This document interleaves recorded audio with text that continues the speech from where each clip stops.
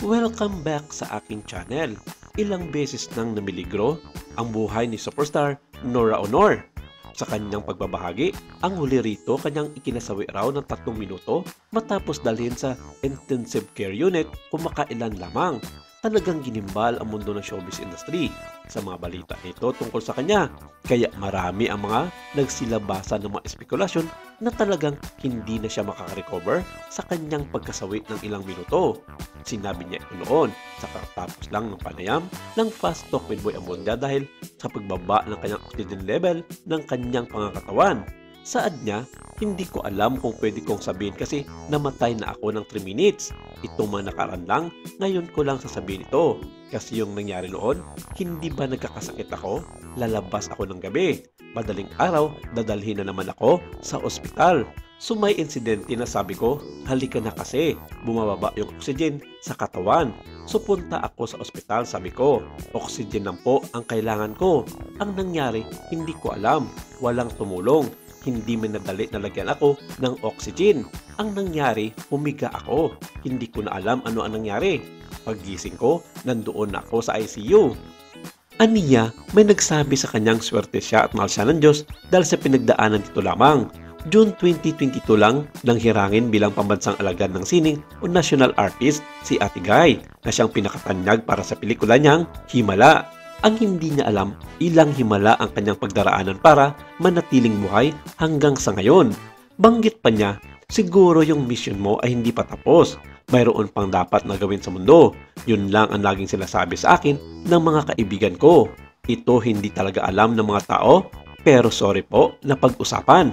Hindi naman siguro masama na sabihin ko sa inyo ang totoo na yun talaga ang nangyari sa akin. Humingi rin siya ng tawad sa kanyang Noranian fans dahil sa nangyari.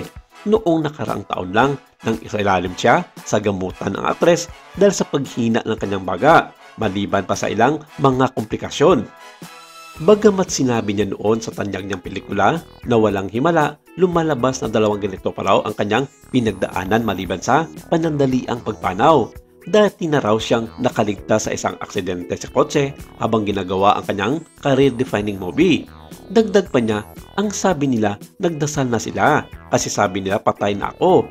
Ang nangyari pala yung salamin sa harapan natanggal sa sasakyan pero buo hindi nabasag. Yung manibela naman, imbis na tamaan ako sa dibdib, lumihis yun sa akin.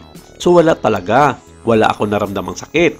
Ang naramdaman ko lang yung nauntog yung ulo ko sa may bintana. Bukod pa riyan, nawalan siya noon ng boses dahil sa isang operasyon na kanyang nalampasan. Kilalang mga awit noon si Nora maliban sa pag-arte. Samantala, espesyal ang pagdiriwang ng advance celebration para kay superstar Nora Honor ngayong Sabado, May 21, 2024. Si Ate Guy ay magiging 71 years old ngayong darating na May 21.